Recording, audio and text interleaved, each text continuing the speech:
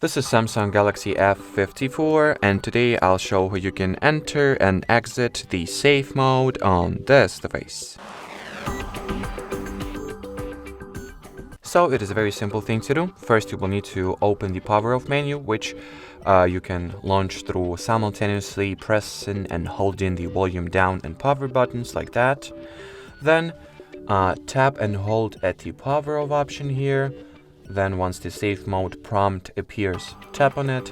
And now let's wait for the smartphone to be reloaded or restarted into the safe mode.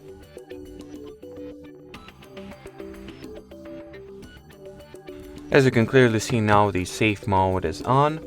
So once you are done with it and would like to get your system to its normal get your system back to its normal operating state, all that you gotta do is to reboot your phone. So, well, once again, launch the power off menu and then restart. And well, I guess that'll be it. So thanks for watching, thanks for your attention, and bye bye.